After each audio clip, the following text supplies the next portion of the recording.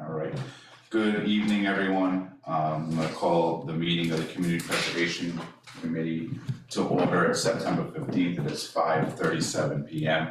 We are live at the Primetime Building. We're also available via Zoom, and this meeting is being recorded and can be viewed at a later date via the town YouTube channel. If we could all rise for the Pledge of Allegiance. I pledge allegiance to the flag of the United States of America and to the republic for which it stands, one nation, under God, indivisible, with liberty and justice for all.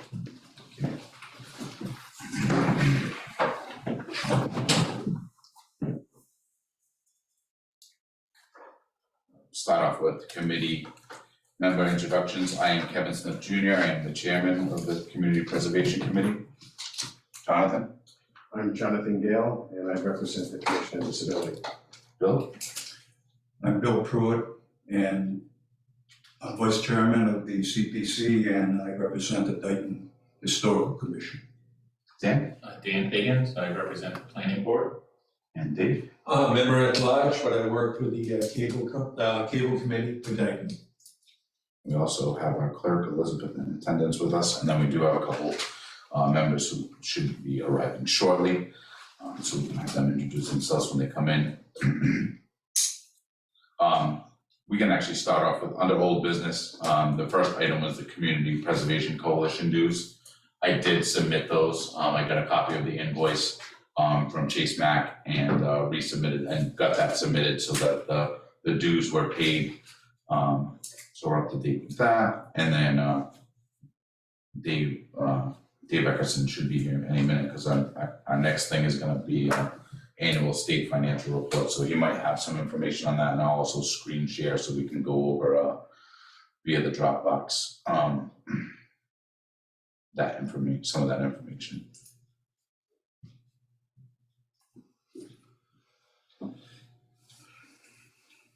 Could you just refresh how much were the dues again? They were Was it 7 something? 875. 875? I don't know why I had 750 in my head, I was just curious. Hey, Dave. He did. Yep.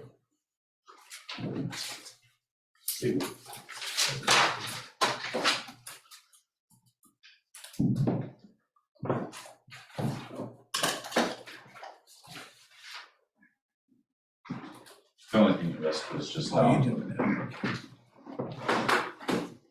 under old business. The first thing was just that we had paid the Community Preservation Coalition dues. So, and then the next thing was just the annual state financial report, so. Okay, so there's 3 forms required to be filed by the state. The first one is the CP1 form, so I'll pull that up here. So this is actually to be filled out by our accounting department, and then it will be submitted to us. And hold on, this is not it. This is the.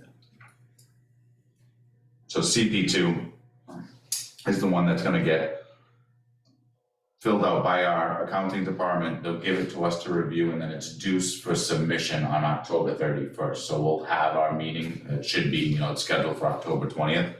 So we'll be able to use this information and some of the new information that Mr. Eckerson has received from the accountant today to just double check all this before it's submitted. But it's their responsibility to fill it out initially, and then we'll give them the okay to submit it. CP1, this was submitted by the board, the assessors department midweek last week. This just shows the annual surcharge and the amounts we collected. So we know our surcharge is 1% of our taxes go into the CPC fund, and the total collected was $128,758.15.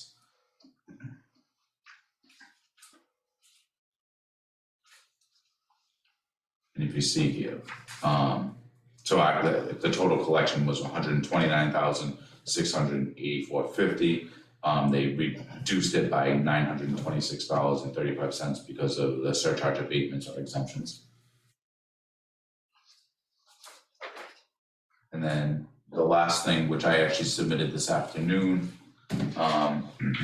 was the Cp3 form, which shows the projects that we allocated money for in FY22. So I spoke with Chase Mack from the coalition this morning because I was slightly confused with the submission of those documents. Because even though we're using essentially FY23 money, because we turned that corner at June 30th, we allocated the money in 22. And that's, so we still report those projects with the allocation date. It doesn't matter when it's expended. So that was one thing that was somewhat confusing, but I got to the bottom of that with him. That is done via a portal. I can actually pull that portal up so we all know what it looks like.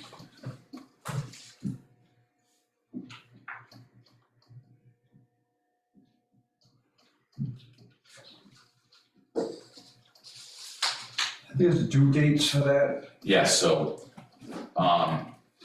the CP1 and CP3 were both due on September 15th.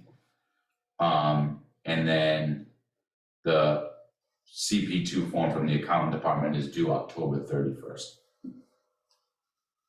Which actually here we can pull that up too. And what do they call that, the one you just mentioned? The one the accounting department gets? That is the CP2 form, which goes to the DOR. Yeah, actually, I pulled it up right here. So this is right under technical assistance and annual state CPA reporting requirements and deadlines. So that CP1 form, which is done by the assessor's office, showing what we collected via the surcharge, was due today. It was submitted early. The CP2 is October 31st, which is done by the accountant and reviewed by us. And then the CP3 is done by us and was due today. So I'll actually pull it up right now.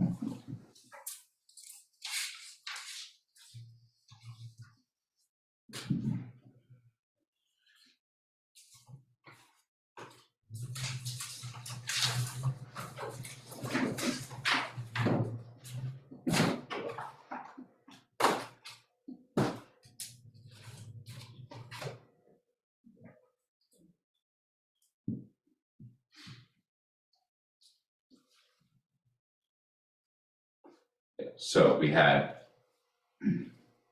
3 total projects that were approved at annual town meeting last June 6, 2022. I did make one mistake and I did talk to Chase about fixing it. So the original community-wide survey was already inputted, and I put it back in, and then it duplicated itself, but he's gonna remove the actual projects for this fiscal year with the North Dayton Playground. So when you click on that project, it pulls it up. And right here, it shows that the appropriation was $210,000. The other funds that contribute to the project, the total project cost, the location. Are there any projects from previous years that have been getting incremental year-over-year disbursements, or everything has been dispersed at this point? So we actually can go back, because that is one question that I did have.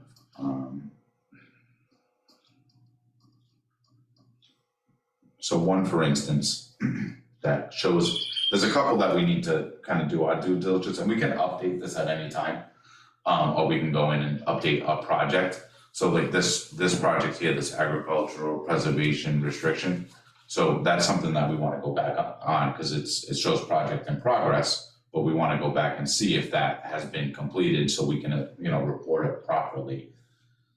What about the electrical? That was the one that was the big question. I heard they haven't done anything yet with that, right? No, I think they completed it finally this year, great. but I'm not for sure whether or not it is. Yeah, so right here, Dayton Housing Authority electrical main panel replacement for 8 buildings. Actually, I want to pull that up too, because one thing that we have to go back to, and this is why it's so important to get into the file cabinet, because we only have paper copies, is that was originally put in for $1,362,810, which would have completely wiped out all of our funds. So I think that must have been an error.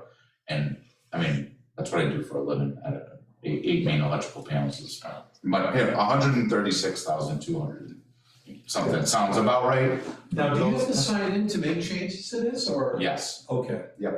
So, yeah, this is, and actually when I went in, I got the new login information from the state.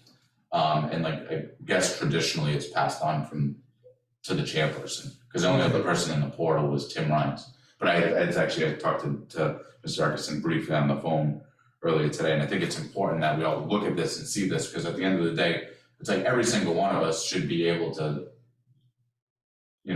do this at some point, because not anybody could become the chair at any time, and certainly, I'm not gonna remain the chair forever. So I think it's, as we're accessing these documents and going through these processes, that we all grasp it to some extent, just so that everybody's at least capable. Yeah, so that's one thing that I wanna go back and find, that original submission, because it shouldn't, I won't say it can't be, but it should not be $1,362,810. So what was, do you know what the requested amount was for the? I don't, that's the issue that we need to That sounds a follow. lot of money. Yeah, that doesn't sound right, that must have been a math error when it went in, $1 million? yeah. Yeah, it's 10 times what, somebody, Yeah, but it looks like they added a 0 to the end. Yeah. Or something, or added a 1 to the beginning, something, so we'll have to get to the bottom of that and adjust that appropriately in this portal so it reflects it. Other than project details, the dollar amount should agree with what the town warrant was for that year, so that's another aspect Yes. chasing down. I did look back, so on like the town web, I could certainly email the clerk and get that information as well, but like on our town website, it only goes back and it shows like the previous 3 meetings. So that, if you go to the state website, Yep, they have, you drill into Dayton, you'll find a whole list, a complete list, I believe, for all the projects that have been completed. right, well, this one in particular where it's not completed, I'm not sure, we can certainly look, but I think because it's not completed.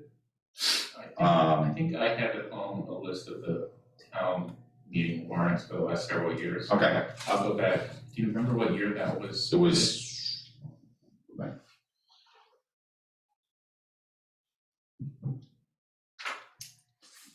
June 4th, 2020. 2020, okay, Yeah, I'll just. so it was annual town meeting of 2020. Okay.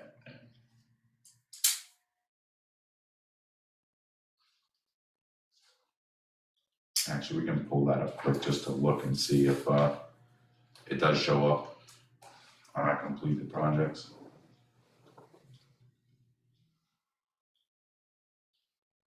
I mean, it's just kind of very, Actually, do we have access on the computer here when you went to the warrant articles for 2020? Well, that's what I was saying, I know I did from home, I did bookmark someplace, so I can go back and look. Okay, so I have, for warrant articles, The warrant article would tell us the figure. I just got this. So which one are you on? it was annual town meeting of 2020, and it was the electrical for, Yeah, 136,280. okay, so there was just a map. Yeah, oh, okay. Okay, so I can go back in and change that, doesn't need to be done right now. Good to know, thank you. But I mean, that's pretty much it, so we're on track for all of our state financial reports. I did send an email to Mike Mullen and Serena, the town accountant, just in regards to that Cp3 form, if they could get it filled out and back to us prior to our October meeting for us to review, so it can be submitted or, approved by us and submitted for the 31st. Does anybody have anything they wanna add or questions as far as financial reports go? State financial reports? Is the latest one, has that been put into the the financial reports folder on Dropbox? Yes, I did upload that. Okay.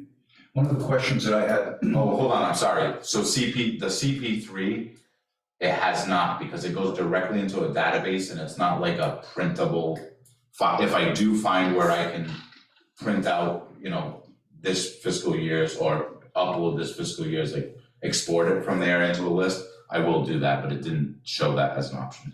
You can go back. No, I meant the financial, Dave's financial reports. He just got them Right. like a few minutes Because I had before a the meeting. question at the Historic Commission meeting on Tuesday. As far as the breakdown between the different categories, in other words, and well, there's more questions I have about those, but they wanted to know what was presently in the I guess, I don't know which one is that, historic, is okay. Yeah. So I couldn't tell them, because, well, if I had one of the sheets, that's, you always distribute, right, Dave? Right, so, yeah, so we're really close, so we're gonna, is that on the agenda? We're pretty close, Serena's, definitely. Yeah, I mean, we can continue, I mean, we're in the conversation of financial reports, so we can just kind of streamline right into what you have. That way, kind of stay on topic. Can I ask a fundamental question about the breakdown that Dave has on the different categories? Yeah. Those numbers, what do they mean? Do they mean that there's a limit to the amount that can be requested for a particular category at any particular time? Well, the categories are, right, money in those categories can only be used for a project Right. relevant. And then if you want to have a larger project, there's unallocated reserve. Right, so I guess the best way to explain this is, so every year when we go to annual town meeting, we're allocating that percentage, 12,500, to go into each group's specific spending.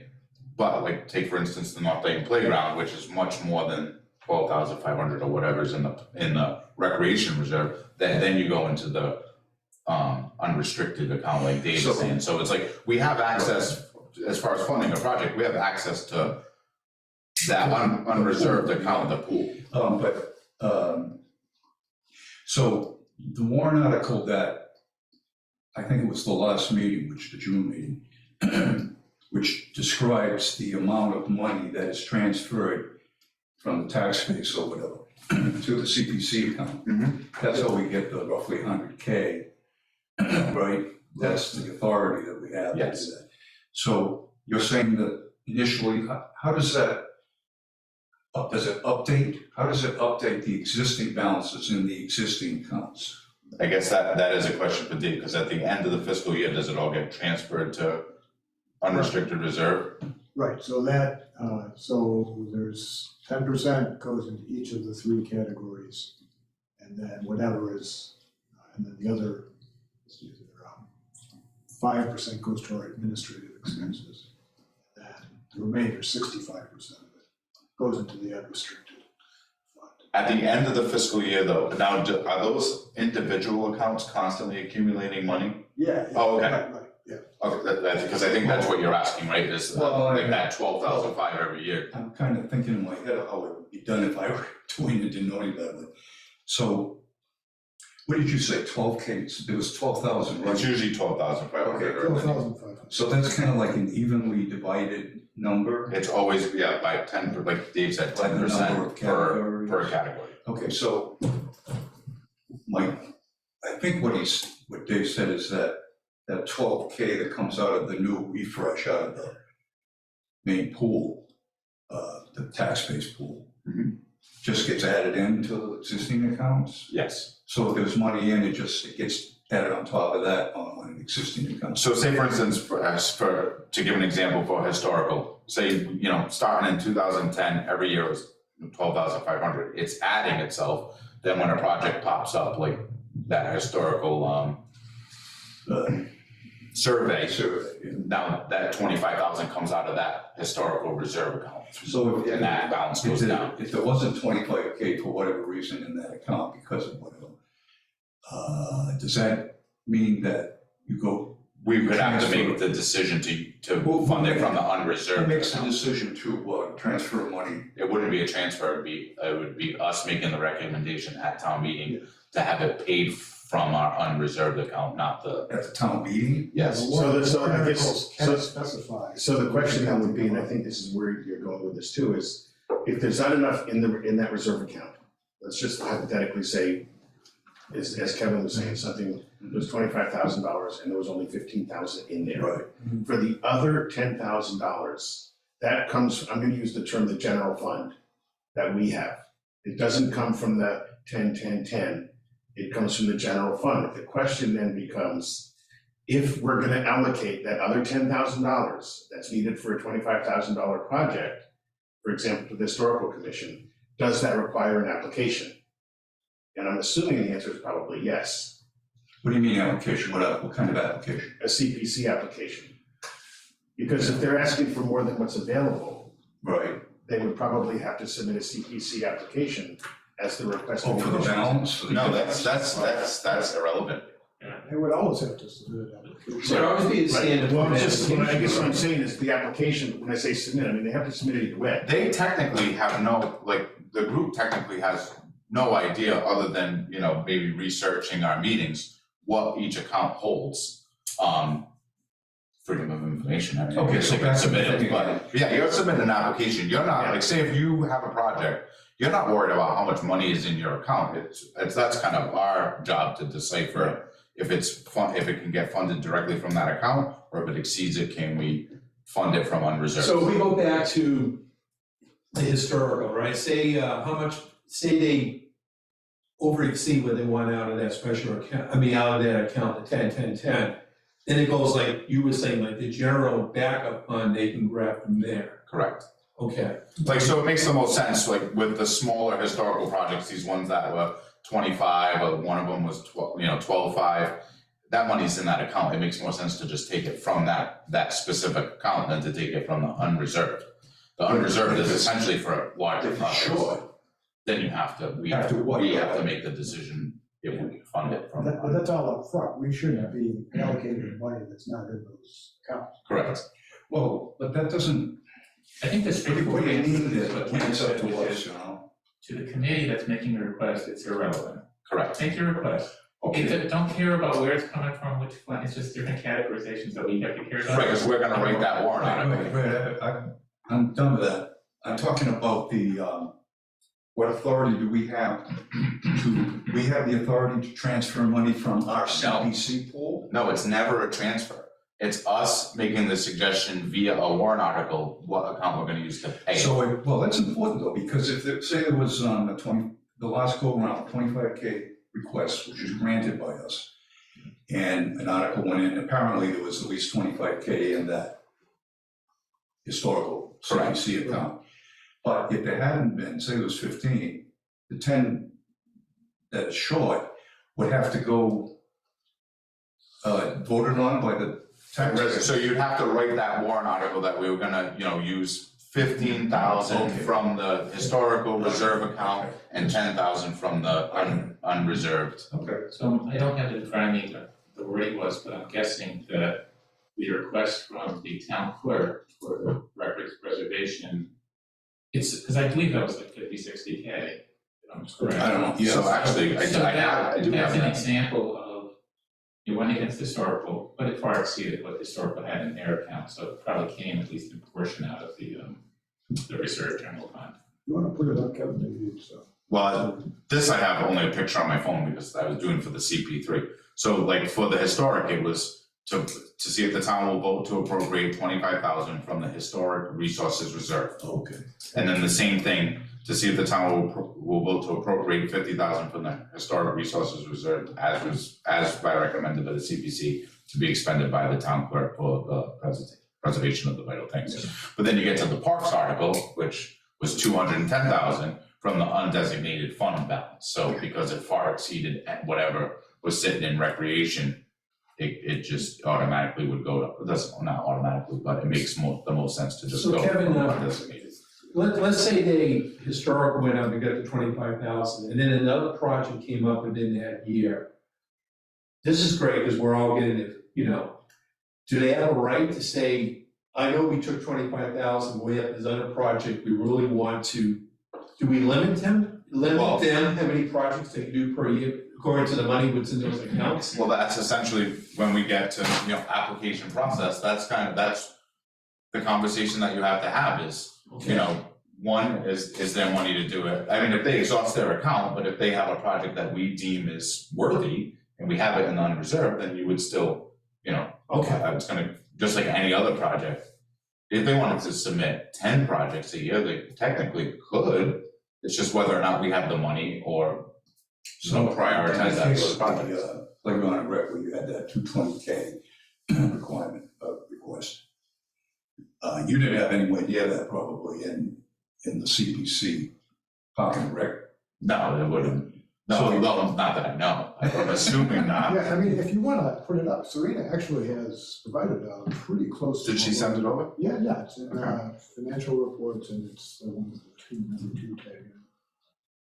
Oh, she got in there. Yeah, Nice. I put it in there, Oh, you put it in there. yeah, like. Oh. 2 months before. Yeah. So that's actually an instruction to the accounting department as well, right? Because the accounting department is the one that's gonna transfer extra money from the CBC main pool account, right? So who's gonna do Yeah, the, you wanna take who's it? gonna do the transfer, the money transfer? Yeah, keep going.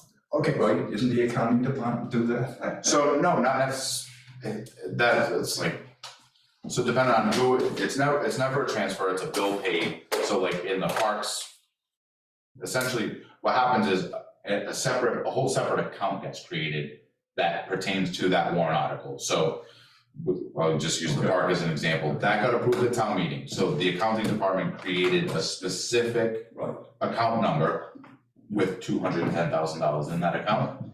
And then when I get bills pertaining to that project, I submit the invoices with that account number. So it's completely isolated from all that other money. Again, thinking more about the accounting department's work. In other words, the money has to be accounted for, that's like accounting. And so if the warrant article says there's $10,000 that is short and has to come out of the, Kind of like two fingers roll. has to come out of, we authorize through the warrant, Correct, has to come out of, more money has to come out of the main account. yes, Then the accounting department has to know that information. It gets it from the warrant if it's been passed. yes, And then they do whatever, moving money around from accounts to accounts and so forth, so. yes. Yeah, what they're doing is they're reducing the amount, and I'm gonna use that word you use, main account. They're reducing the amount of the main account, for example, by $210,000. Right. And they're moving that money, you're using the word transferring, they're moving that money in effect to the allocation of the account that's created for Parks and Rec. Right. But they're not doing anything with it until bills are submitted. So it sits there, on paper, they're assigning an account number so that they can move it from the main account to the Parks and Rec account to pay bills as they come in. Yeah, and essentially then it should no longer be reflected in our unreserved funds ledger. It should be shown as a debit. And then we know that our It's a current debit balance, from the main correct. CPC account. And to think of it as you transfer money from your checking to your savings, Same term. yeah. Similar to looking at a checking account, exactly. Yeah, it's like you Minus- took- minus next to it. You took that and you put it in your savings account because you were using it for It would be something. nice if it be copied. That keeps the same amount, but that wouldn't be legal, so. Well, we're getting to a pretty good report here. And, Yeah, if you wanna give us the rundown, Dave. if you guys have seen this report before, it used to have only the current year on it, and even the current year, I was a little dubious. And what it would do is, the report previously, when we had warrant articles from previous years, they would all get lumped into one big number. And then we were starting to lose our memory on what those projects were. So Serena has now come in and One last question, Dave. Does that process show up in your accounting sheets, in other words, the process of moving money. Absolutely. Yeah, so that's kind of what he's getting at, is where you'll see it when you get to these article line items. So I'm gonna just scroll down here, okay? And unfortunately, for anything, I could not get this whole report to print, so, so I'm gonna have to show it on the screen for now. But she's done this top half is, starts with 2021. Then this section here is 2022, see, fiscal year 2022, Okay. with warrant articles from the town meeting, 2021 town meeting. And Jonathan, so what Dave has pulled up is pretty much just the Excel spreadsheet from Serena the accountant, and it's breaking down. Actually, I have a question, just randomly, to Jonathan. Yeah, the yellow stuff. Is the Excel spreadsheets accessible to you to read? In Dropbox, yes. In Dropbox, okay. Yes, they are. So they are in And there. I can follow them and listen to them. Okay, Yes, It can talk, okay. thank you for asking. Yeah, so anyway, she's got right up through fiscal year 23 here with the town meeting articles that were just voted on, actually, I should say. She really meets annual town meeting, yep, 2022 there. Great, so to give you kind of the ebb and flow, we're going back to the beginning. In 2021, when we started 2021, we had in the, you guys see the cursor there, yeah, so I'm pointing to, that's what our undesignated reserve fund balance was Okay. in 2021. And we also had in the account, 195,000 had been set aside. And what Serena has done is cleaned that up and made that more clear now. And then here's the individual fund balances at that time here. We had 15,876 in open space, 85,000 and so on for historic, and 110,000 in community housing at that time, 2021.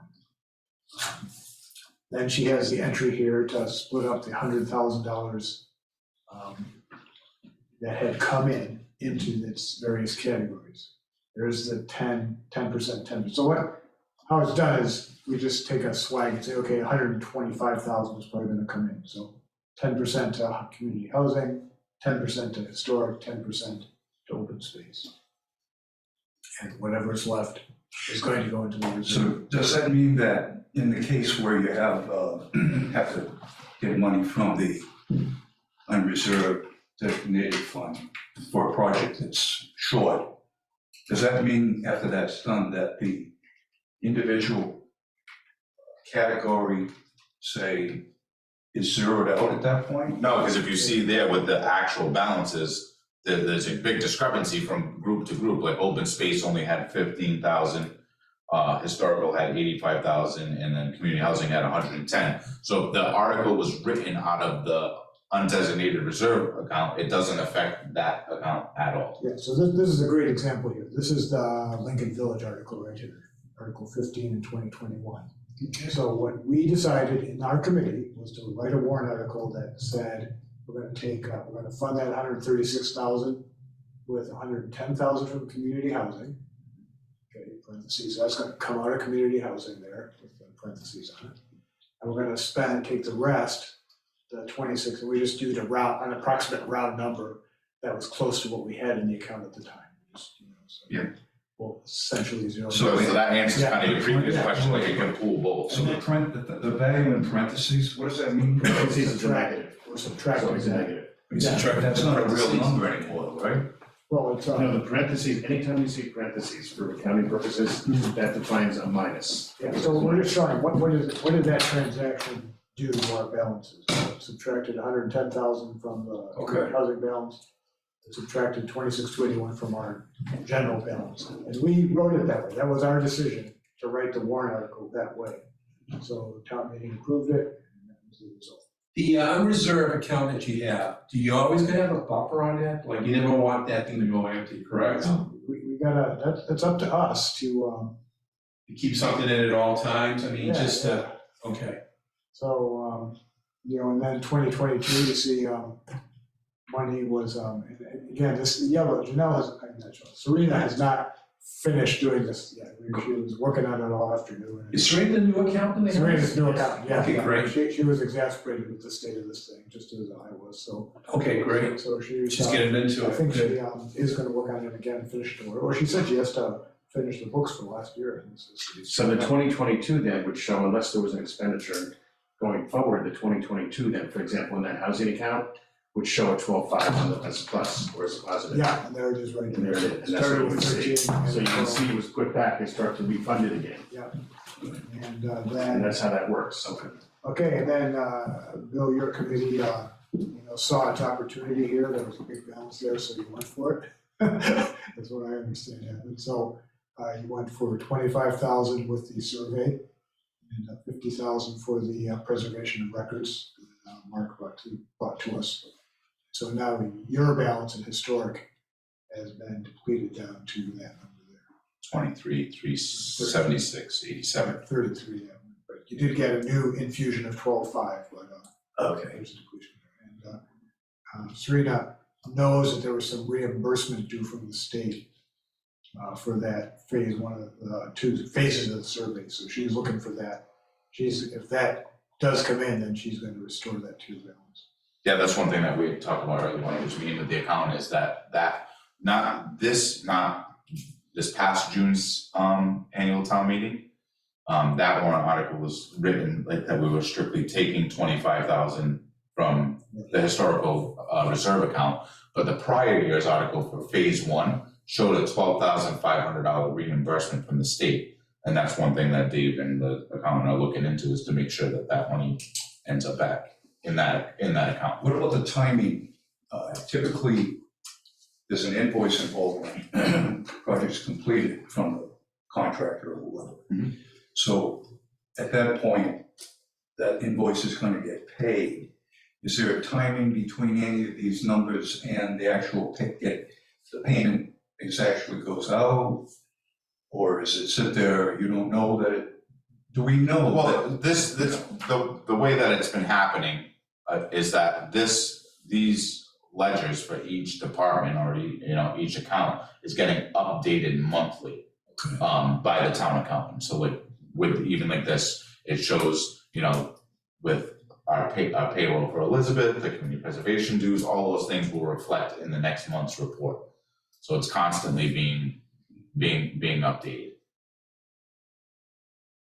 But that's something that especially when you're talking about reimbursements, you gotta be super, super careful because we gotta make sure that someone filled out, I'm sure there was a form for reimbursement. The state wasn't just gonna randomly mail you a check for 12.5. There probably was some paperwork that needed to be filed to get that reimbursement. By the town. By the town, by the historical commission or whoever it may be. So that's we gotta do a little investigating on that end to make sure that we didn't miss out. Might be the town treasurer for that. The treasurer is the only one that can issue checks. Well, no, it was a check coming back from the state of Massachusetts. So it's just like, think of it as a grant. That So particular you would have case. had to have, submitted for that reimbursement. So we want to make sure that that was done, so that 12.5 goes back into the historical reserve account. Just a question on the responsibilities, and maybe Dave does this all himself, which is amazing, but No. things like that, or projects like the electrical grid, and it's the delay and how long it took to either individual CPC members, or is it the responsibility of the group as a whole to constantly be watching previously dispersed funds to make sure that they are getting used and not hanging out there, or that things like somebody was supposed to make sure they got, they filed so we could get our 12,000 back because we had handled that. Did that happen?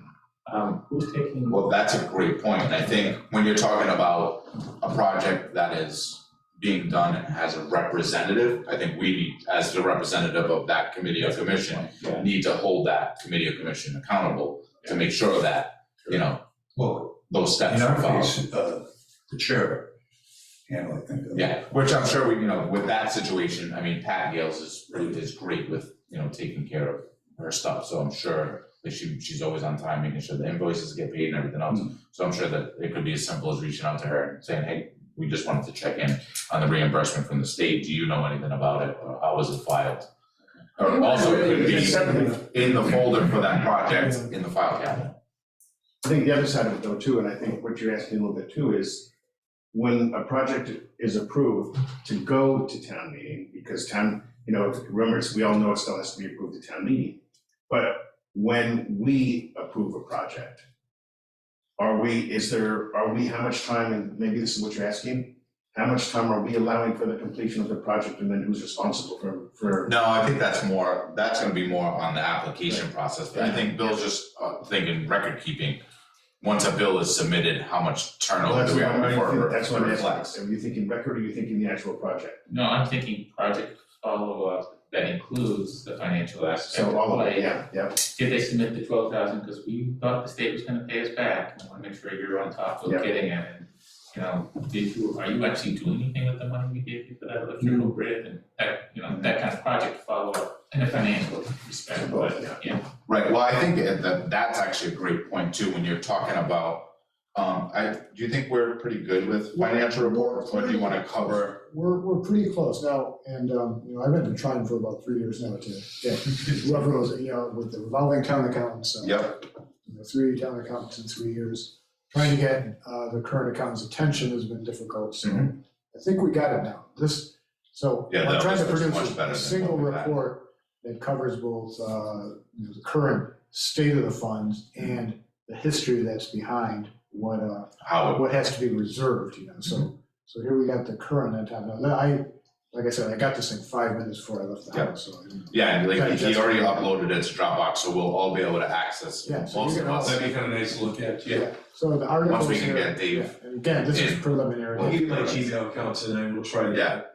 Yeah. Here's the history of the articles and very, just a quick summary of warrant articles going back to 2020, showing what funds they came out of, and doesn't quite show what state they're in yet. Here's a summary of revenue. Again, I don't think she's, oh yeah, okay, good, yeah. All right, 21 and 22 are covered here, so this is the money we've had coming in, including the state, Oh, good. matching, whatever you call it. And this is just a copy of the historic report, so. Just so everybody knows too, so that's the importance of that CP3 form is actually you have to have that submitted to get your matching funds from the state. That's one of the requirements, is to meet that deadline, so when they do those disbursements. As Serena believed that, but then she said, well, you got your money without sending the funds. So I don't know what we did, but. Well, no, because that would have been prior, we won't get it in 23. This was from a prior. Yeah. So. Yeah. Yeah, if we didn't submit it, the FY 23s would say 0. Yeah, so this is what we started with, okay? This is, we started with these 2 mystery numbers. Now, it's just, our collective memory to tell us Yep. what that was and what that was. And now we've got a breakdown. So, This is really good compared to I mean, more than the rest of us, the gibberish that a financial report can be for. Yes, not quite there. So, if, Nice breakdown. by the way, do we have a housing representative? Is Adele?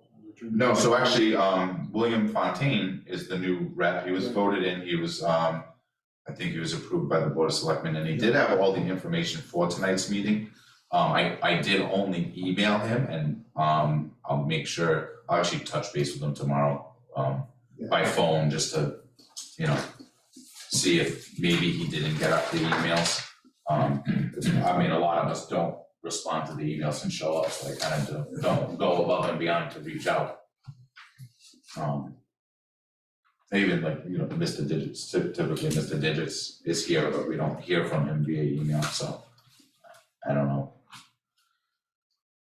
Thanks a lot, Mr. Digits, we moved this meeting early, so you can be with us. No, it's fine. All right, so, I think, is everybody good with financial reports? I mean, we all know we can go in the Dropbox and kind of view this on our own. Thank you, Dave, for putting that Yes, together for thank us. you. And Looks great. She is gonna, I think she's gonna try and finish it tomorrow. Oh, so this will be updated, Yeah, the yellow is things she's still looking at. very nice, perfect. All right, so we'll close out of that. And so our next item under old business, and this can be kind of dual faceted, because under new business, I have reviewed that, discussed that, the Dropbox folder, kind of just interactively do everything at the same time, so it's not a whole separate thing. So everybody's received, well, except for Mr. Marble, you're having trouble with the link, but we'll. Well, like I was saying straighten earlier, that I out. had an old Dropbox or cable, so every time I reset it, they say your Dropbox or cable has been reset now. I'm like, no, the other one would be reset. Okay, So I think, like Jonathan, what you say, maybe I'll switch over to my Gmail account and try it again. okay, And I'll send that to you, I just want to, I don't go in that much, but let me just go in to make sure it's correct and everything. okay, And then once I give it to you, you can reset the password and I'll try it again. okay, But like I said, the old one keeps pointing to the cable Dropbox, okay, so. Because it probably wants you to reset it, and then if it's billing it as a business, it'll rebuild it. So Probably. I would not do it. yeah, so like even, so for myself, just so it, like, so I'm on, the Commission on Disability with Jonathan, so like I get two folders when I open Dropbox, one being, ADA Dayton, and the other one being CPC. So, we'll just go back to the very beginning. So click on the link in your email, usually once you're in and logged in, you'll stay logged in, so when you open up Dropbox and you click on the CPC folder, we're starting to like upload everything, like I put the last two agendas that I've created in there, so they're in there. Budgets, and we're gonna probably rename some of these at some point, because I think we typically don't have budgets, it will just be financial. I didn't reports. know when I set it up, I just wanted to give it something for now. Yeah, no, which is fine, because we can literally just rename that to something if it comes up.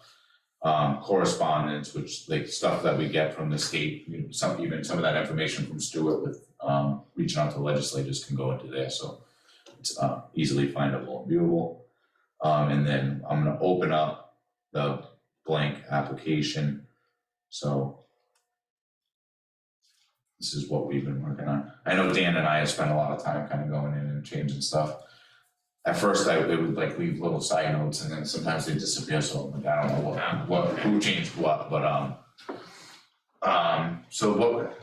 Dan, I can actually have you kind of lead this conversation, because this was from Lexington, right? Amherst.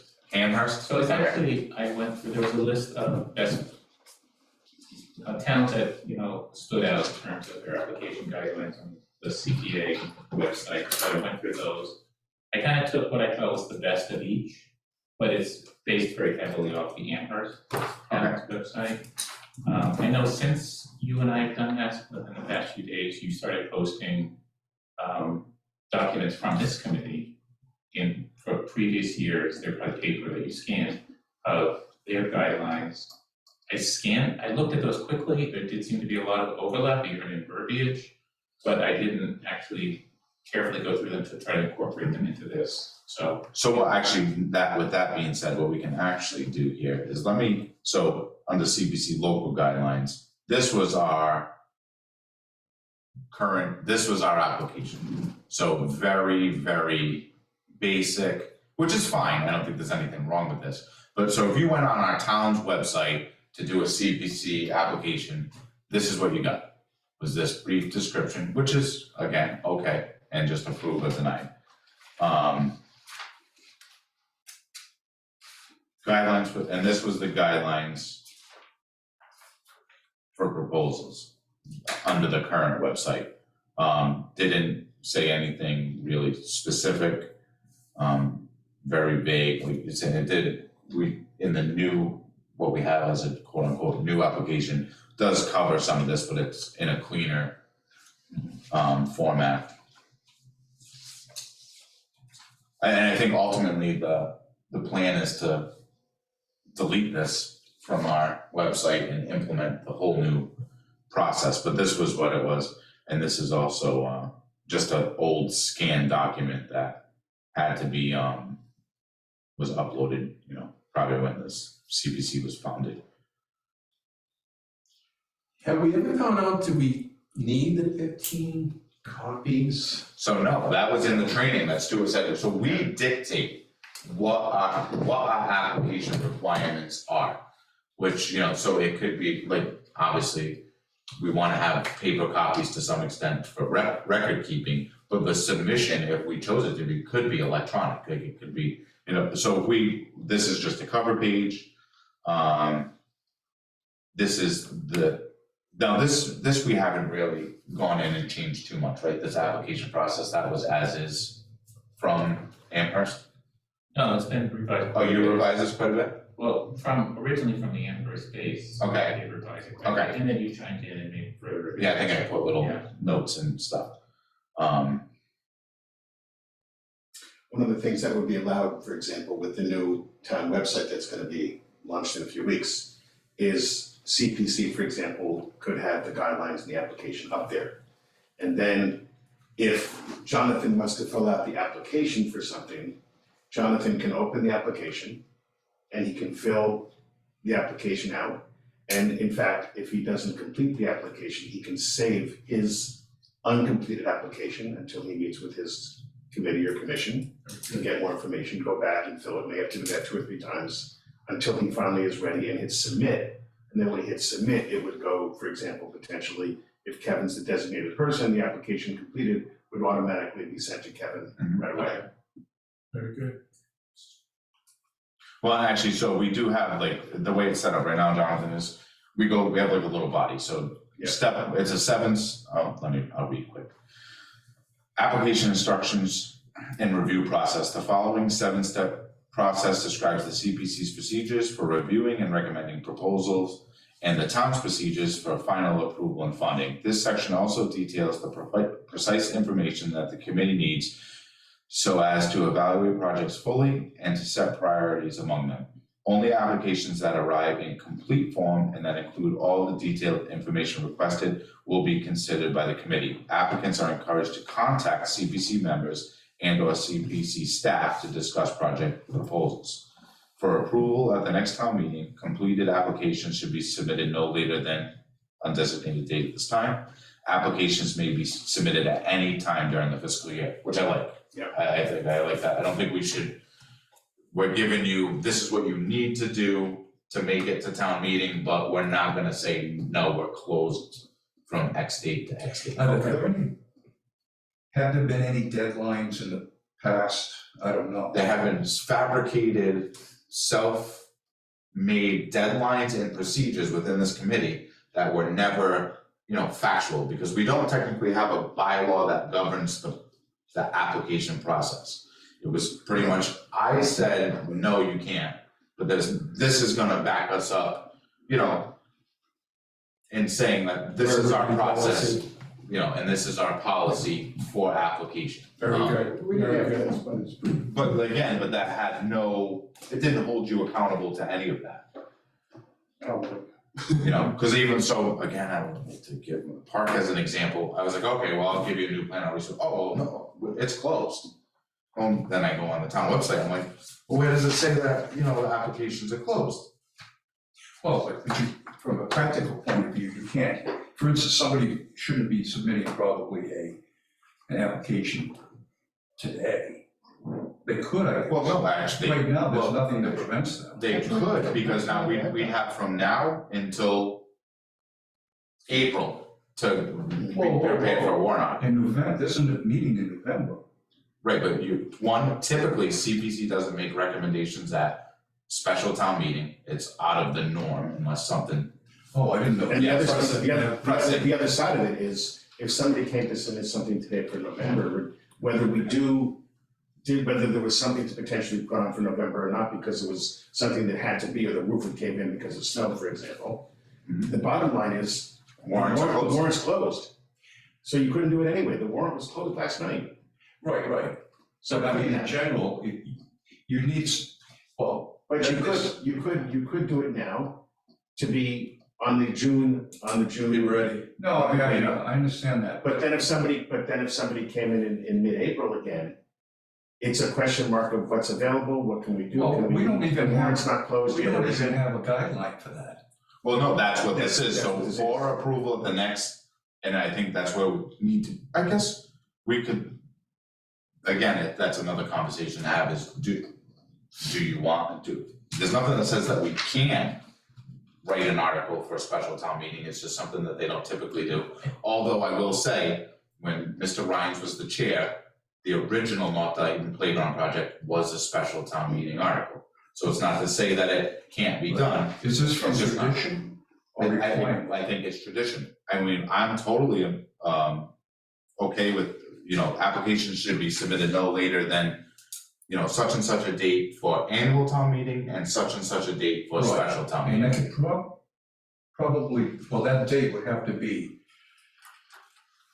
a date of one of the CPC meetings, wouldn't it? The date, the deadline, because Yes, I so, guess you could submit something before the meeting, I mean, whatever, like, the CPC meeting, but, so anyway, but there's no guide, is there a guideline in that? I can't really read it that well, but is there, in other words, is there a guideline that says from the time of submission of an application to whatever, the warrant process, all that, how do they arrive at, that you could say it's a certain amount of time, say from the meeting or something? well, that's why you're giving them that they should be submitted no later than, because we're allowing ourselves this amount of time.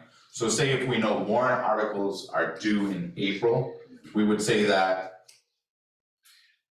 you know what, though? no later than February first. You know what, I see where this is going, and I think there has to be, ultimately, there will have to be a clarification of some sort, because our fiscal year ends, in essence, we generally go on the June warrant, okay, whatever gets on that warrant, period. But if somebody submits something in July, hypothetically, because we're not telling them when it stops, it can go July 1st, or the end of June, they can submit something for the next year. The question is this something that they want or we want to consider for special in November, which we normally don't do, or is it something we're going to hold off until the following June? So we do, to some extent, have to determine if something gets submitted in July, August, are we going to potentially try to get it on special town meeting for November, or are we going to hold off until June? So we may have to think about a clarification there. I don't think it's necessary. I mean, ultimately, we're here to provide, let's call it a service. We're here to provide a service for a town. So why hold up a project? If it's a project that we think is worthwhile to fund, why hold them up till June when we can give them the money in November? Well, I don't disagree I with you. think the attitude was, Yeah. let's keep special town meetings short and sweet if we can. It's kind of housekeeping. I don't think that the town would appreciate us stacking a bunch of warrant articles if it did come up. But our money's sitting there, regardless, the same money in November as it is in June. It's not growing. We've already allocated those funds for the year. So I think it doesn't really matter. We totally can. Some towns have stuck language in there to the effect that, I guess because they have special town meetings, to the effect that articles will appear on the annual town meeting, with the exception of urgent things having to do with land acquisition that are time sensitive. And they put that in there. I didn't choose to include that in my draft, because I didn't particularly agree with that. I think it just should be like, we'll decide what's appropriate. We're probably not gonna do special, but don't bind ourselves, so. Right. But some towns didn't do that. I think, and I don't disagree that there shouldn't, and then, this is something, again, we'll probably, I think you were saying, Kevin, at our next meeting, really, to take up extensively, but I guess my feeling is I don't wanna, we could get a flood of applications in July. It doesn't matter though. We No. can disperse them We and can deal with disperse them them. as we feel necessary. Exactly, but in We're some not cases- obligated to process them I think you would have to take them in order they were received. But say if we have two major projects and then one small project, you'd still have to do order it was received. And, it's like, all right, well, we can't get to this application before November. This might need to wait till June unless it's, an emergency. There are cases that I can think of in the historic commission where 12.5K came from a grant. Mhm. The CPC still had to pay the whole 25K because that's the way it works. Yep. So I'm not sure that there could be problems if for some reason if we sat on that one, say. You know what I mean? Or because the eligibility for the grant application. Did you mean, because some grants say you have to use it by a certain point? Yeah, there is a time schedule, there is a time limit on Yeah. certain things. Well, and then that's important when you get into the, what is in there, like they need to outline in that application that, this is a special situation where. I mean, historically, how many applications do we get a year? Maybe 3 to 5, depending on what is happening. It doesn't look like, you know, There must have been some years when there were even none, or they're none approved. Because how would you get to, well, at one point we had 800K or more in the kitty.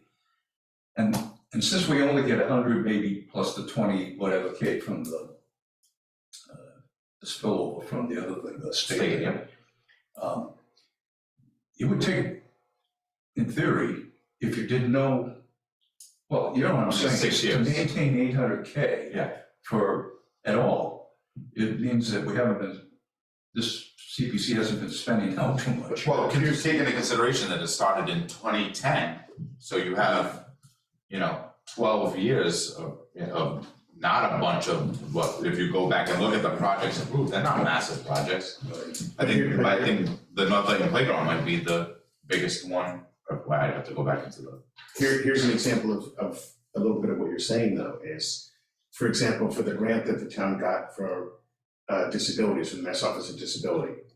We applied for the grant in early October. The grant decisions were made in early December. But the work for the grants, except for a couple of exceptions, has to be completed and invoiced prior to June 30th. Okay, so what that would have meant was, if we were to come to CPC, if any of that qualified for it, we would have had to come to CPC for the prior year's June or even the November meeting with the contingency of, we're asking for X amount of dollars if our grant is funded.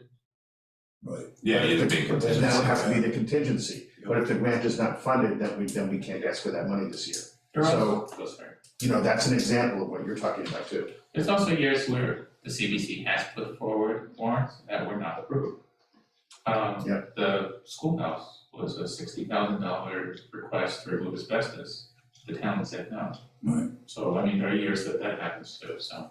That was a few years ago, maybe it's like 3 years. Or ago. rejections, right, Yeah. town rejecting it. I thought there was a case one time, I'm not sure, where the town, actually the past administrator was asking money to purchase land and like get a warrant up very quickly. Going back to you, like, you know, like having, you know, well, we have this opportunity buying this land, if we don't get it right now, we're gonna lose that opportunity, so we really need to push a warrant. It doesn't happen all the time, but I think it happened a few years ago, they were trying to do that. Well, I mean, as long as they're ahead of the close of warrants and, you know. I think they were really close, and then, I don't wanna say too much more, but basically someone said like, you know, it's up to the committee to act on it, not be directed. And, you know, it was sort of like a power struggle, like, you know, what do you do in a case like that? Well, I think one of the things that, you know, just a simple example, and Dave, you were at the meeting with me last night at the town meeting, selectmen's meeting. One of the things they came up was several pieces of land, relatively small parcels, that also might be connected or abutting town land already. And there was a question mark of these pieces of land going to auction. And ultimately it was tabled for a variety of reasons, not the least which is whether or not it does abut town land, or whether it's buildable or not buildable, things like that. So you never know, as an example, somebody from open space or somebody theoretically, if again, the criteria were met, could come here and say, look, we have this parcel of 800 feet for $3,000 at auction. So, you know, we don't know where things could go like that, but just knowing that, I mean, that's what I thought of last night when I was hearing those things. There's somebody to come back to us. I mean, there's always, I think with the whole application process, you wanna plan for the typical, and then let's deal with the exceptions when they come to us. You're not gonna write an application process based on some wild scenario that could happen. Just like bonding, like we don't need to spend a lot of time worrying about bonding. If a project comes to us that requires it, let's discuss it when it happens. Because it's not typical day-to-day happenings with the CPC. Do we have on the agenda for next meeting, or could we put it on there then potentially, to review the instructions and the application process? Well, that's what we're doing right now. I know, but I didn't know if it was. It's gonna be, I think, a continuous whole business until we get to the point where we have a application that we're all happy with. And I think, again, that's where we could sit here for 3 hours and review this whole At thing, I this think. rate, we might be. Yeah, I don't think any of us really want to. It's all in the Dropbox. Actually, one thing, so let me just add this note here, so let me just close Do that we out. wanna, while you're doing that, at least think about as a committee, a self-imposed, maybe a November deadline to complete it or something? Because ultimately, in the meantime, what are we gonna let people submit if they want to? Are we They're gonna, saying they're gonna submit based on, the old? no, they're gonna, like, what are they gonna use to Yes, submit? Exactly, if we don't I have, guess, yes. that's what I'm saying, if we don't have instructions, our new clear instructions and our new clear application by a certain point, and somebody wants to submit something in mid-October, what are we gonna say? If we're saying any time, but they can't do But it. I think we need to accept the old application until we've implemented this and it's on our website. I mean, there's no other documentation technically available to the town at this time. I don't disagree, I guess that all I'm thinking is maybe we need to give ourselves like a November deadline or something as to. I think if we all go into Dropbox and review it and I'm trying to pull up the sidebar. So, which one is it in, Kevin? It's in, So if is it in a blank application or local guidelines? blank application is kind of just our That's the draft. working copy of it. Yep.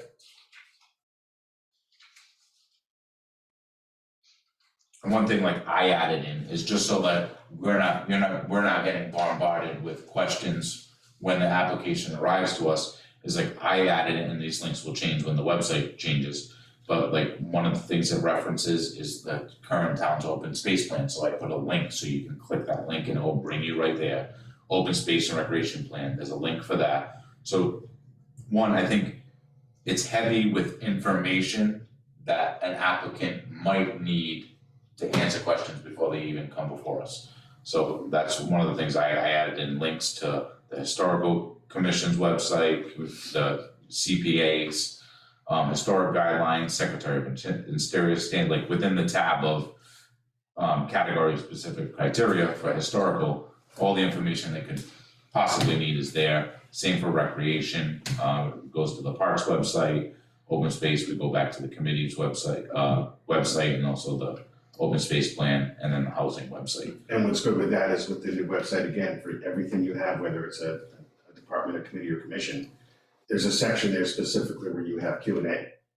So if somebody's looking at this application and it's directing them to the Q&A, they just go there and probably, not only will they see the answer to that with the links, they'll see other questions they're gonna have anyway. Yeah, so one thing we're getting down to, like just to breeze through some of the things in there. So for step 3 of to submit an application, like it says here, completed applications must be submitted no later than 20 days prior to the next scheduled meeting.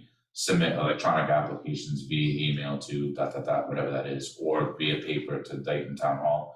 That could almost be cut down to maybe, you think 14 days, 2 weeks prior? Yeah. You know, I don't think we need to, we're not gonna discuss it until we have a meeting anyway, Yeah, it's you know, technically. just long enough for somebody You to know. copy it, print it, make sure it's all. Yeah, and I think, you know, if it gets submitted electronically, I think 2 weeks for us to be able to, all of us, you know, formulate our thoughts on it before we get here, instead of spending 2 hours talking about an application. I think everybody will have an idea of how they feel about it. You know, you could put 3 weeks by paper, 2 weeks by email. Yeah, Yeah. I'd almost like to see it be both, so we automatically have a copy at town hall that can go right into the file cabinet too. Good say that, yeah. You know, Please submit this by is, email and you know, email a copy to. Yeah. does the Dropbox have a text capability? How can you discuss anything? so, Works with Google Docs, right? yeah, so when it opens it up and you can, so right here, it's a little tough to see, I'll move this over because it's easier to see here. So when you start to click on stuff, it says suggesting, see how it says add comment? So, wait, if I go to here, and then I go to here, add comment, I can put right here, change to 14 days prior to next meeting. And it won't edit the document, it will just make the suggestion that somebody needs to change it. So like any of us can go, I kind of like, I think Dan and I navigate it really well, so if we continue to make the edits, but if everybody else just goes in and makes comments, then we can Okay, so who That has, way we don't like accidentally erase. is there lots on the authority to make edits? No, anybody can edit it. But So you can go in and delete a whole I section. think it go madness, right? Well, it it's shows only who committee did it. members. And well, it's only, yeah, only us. So I make a change, somebody makes a change, I don't know who, somebody, and then the next, you look at it, and then the next time you look at it, it's changed again. Because we're all doing it collaboratively. But that's, I'm not sure that's gonna work. No, well, I think that's why it's important to designate like comments. to do it as a comment, and then just like, It looks like it's skipping. And when you screw off, Do it's we know too, who makes the change? yes, actually, we do. It So- might be a good idea if if you save it on your own I do, computer as a. every time I make a change, I make a little Save copy it. in case. Because if So I somebody get to comes delete something. in, Yep. yeah, and makes an oops, Yeah, somebody right. has the old copy. let me say this to you guys, no one can delete anything in there, can they? Yeah. Are we going, we can delete a whole document? Yeah, well, I don't know about. If you make a mistake, yes. Yes, Because but you can- you can also revert back to a past. But just so everybody knows, if you make a mistake and delete anything in Dropbox, it holds the deleted for 30 days. Oh, okay, good, so you got a mechanism to protect it. That's the So- deletion of the whole file, not a paragraph. Correct. Right. Yes, So if somebody deletes the document that's being worked on, that gets held for 30 days in their recycle bin of Dropbox. If you just delete a paragraph, period, a mistake, as opposed to, accepting the change or making the change, that doesn't get saved. so just to go back to Bill's question is, so you wanna know who edited it? See, so it says up top, last edit was made seconds ago by Kevin Smith Jr. If I open the version history, Right. it will show us who made changes when. So like that current version today, last week. Okay. That's good. So basically, And it's so showing you also whose too, fingerprints are on it all. So say like, we know we had it right on September 15th and we went in on the 17th and it didn't look right, also it gives you this tab here, restore this version. Oh. So like somebody could delete a bunch of paragraphs and we could go back and restore, like Jonathan said, for 30 days. You have 30 days to catch it, to restore that version. Every So- time you delete something, it holds it for 30 days by date and time. Yep. So if you delete it 5 times for a mistake and it's within whatever, pick the version you want and restore it. Okay, that's a good mechanism. Yeah, so I think the best thing to do is to make comments and just have a couple of us editing the actual So document. before it gets changed, there's sort of like a mini discussion going on about it, the change, say only one person likes the change. Is he gonna go ahead and make the change without anybody else? So separately, suppose hypothetically, you're talking to, you and Kevin are working on a couple of paragraphs together. And let's just say you're on Zoom or something, okay, working on a couple of paragraph changes. If Kevin you two are doing, you're verbally talking together, you're visually looking at the screen together. If Kevin makes those changes while the two of you are looking at it, when you both close it out, those changes are saved for the whole thing, for going forward, automatically. Only one of you, if you're working on a document with 3 people, more than one person physically at a time, only one person can make a change. Well, I think he's asking who has the jurisdiction to make the decision that. Yeah, because that down the should be changed. line, say at the next meeting, then so we're gonna review the document that's been changed, right? And I don't know, would we voting on something like that? We're gonna vote on a final, we'll have to have a final Actually, draft. something, okay. Yes, so, but I think it's important that everybody goes in and reviews, Okay. and say you're reading through this and you're like, well, I don't like that. If you click your cursor and then hit the little blue, Make a comment. make a comment, and then Yeah, okay. be like, okay, cause I might have, And when we- I don't think this is necessary, we can look at it. And when we're voting on it, I mean, same thing, we're all sitting here. If somebody has a question about a word, 1 or 2 words here and there, Kevin's sitting there right in front of him. Yeah, we can edit, we Understand, can change just this edit, it's document right done. now. Vote on it and get it done. Get it done. Yeah, I think, I really don't see why in our next meeting, we couldn't have this is pretty close. I don't think we're trying to reinvent the wheel, I think we're just trying to have a cleaner version that has a little bit more public information available to put on the website once it's live. Now, if I were to go in and look at that document, which you two have edited or discussing it or whatever, Can I see the change and to find out what you changed it from?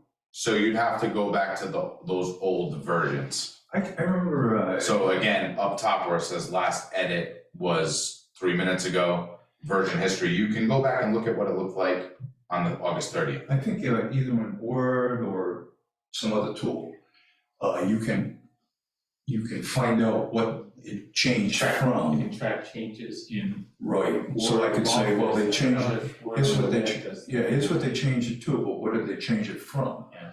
And, You can track changes like in regular Word. Yeah. I don't know if Word for Web allows track changes or not. I believe it does. It does, okay. so I don't know if this has that capability. So I would have to print out, say, the page or something. I'd have to go find the original document to find out what the changes were. So Which you can find the original doc, go ahead, Kevin. technically it's in there. So if you go back to August 30th, Okay. which, all right, so we'll do this right now. I don't want to be into this, but. Original. What's important?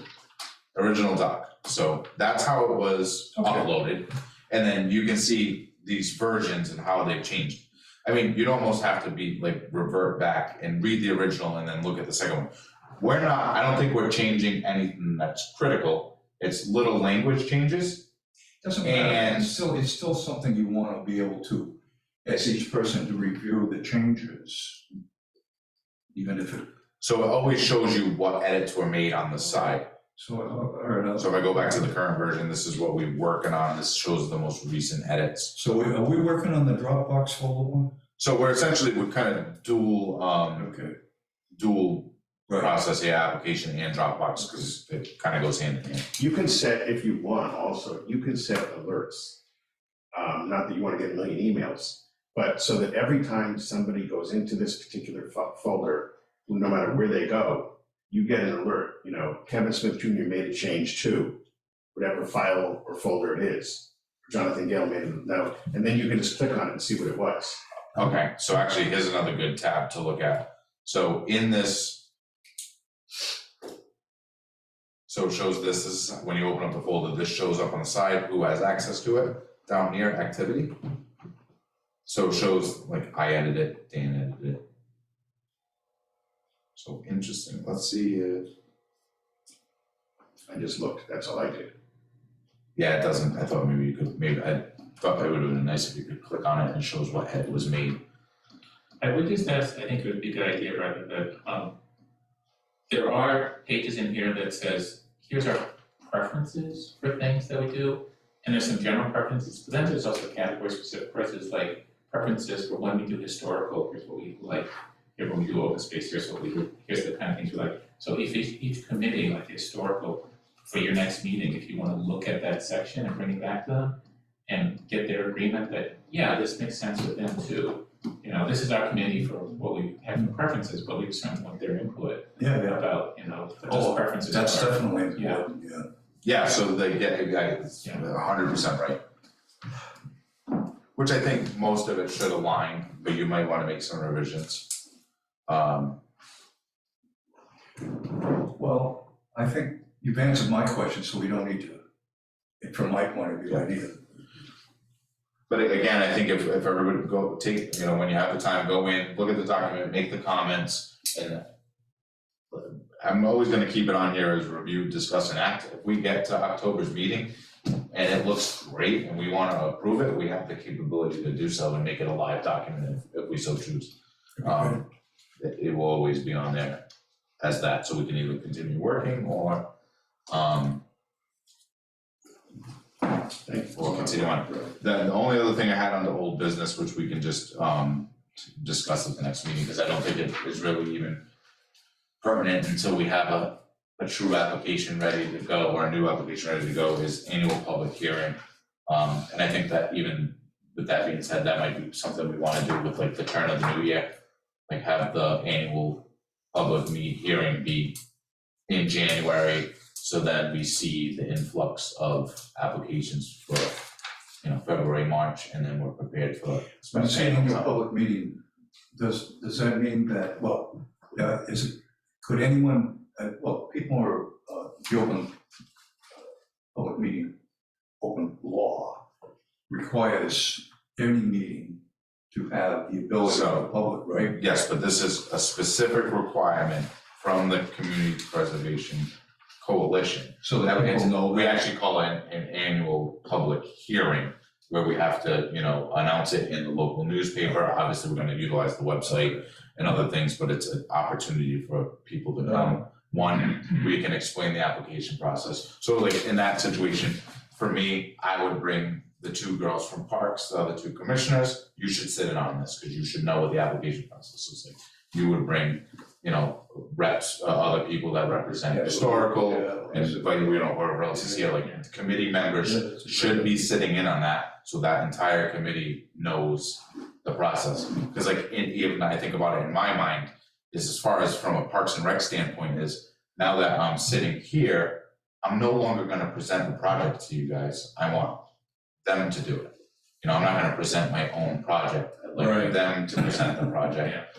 I think that's the way it's been done, like when, with Mr. Rhines, when he did both, I'm sure he brought, application and they discussed it, which is fine, I don't think there's really any conflict there.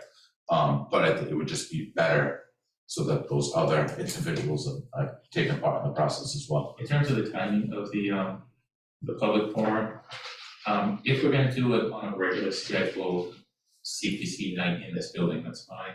But venues are tight, so if we're gonna do it on any other day, particularly if we wanna do it in the old town hall because it's larger capacity, probably need to think like 2.5 months in advance, setting that date so you can reserve it. Well, so I think maybe again, when we get to October, let's have that conversation, we'll figure out, if we want it to be 2 weeks prior to our scheduled January, just say for instance, let's try to get that date, that's a great point. I think it's also good for January because not only are we have new instructors application, we're gonna ultimately by then have all the new information updated to the new website. Correct. So from day one, at the get-go, people can start to think about it and look at information. I just know like I was trying to get Old Town Hall for December and it's already tight booking. So just keep that in mind, it's filled up almost every night. Right, so new business, the Dropbox folder we covered during our application process. We have review, discuss and act meeting minutes from August 18th, 2022. Did everybody receive that? I know Elizabeth emailed those. Thank you for getting those out to us. Thank you. You're welcome. Did anybody have any changes to make? I'll make a motion that we accept the minutes from August 18th, 2022. Have a second? Second? All in favor? Aye. Aye. Passes unanimously. Then we have next meeting date, so it's slated the third Thursday of October, is October 20th. So, does everybody wanna keep it 5:30? I think it's good, If he shows up, yeah. If it's digits, well, I mean, even at the end of the day, we're all getting home a little earlier too, which Oh, yeah. doesn't hurt. Yeah. The days are getting darker, so it's like, No, I bet that's the No, no, me, just saying. Sorry, that was bad. stop sharing. So the 20th at 5:30? 20th at 5:30. And Elizabeth, is that okay with you too? Yeah. I should probably ask you too.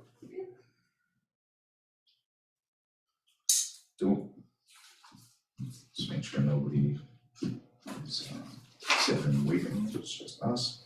So we have no public input. Anybody want a motion to adjourn? Mr. Chairman, I will make a motion that we adjourn at 7:00. 7:05 PM. Second.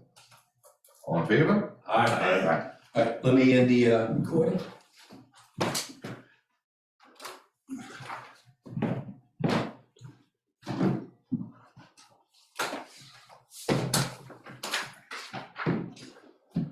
Is everybody good with the right around an hour?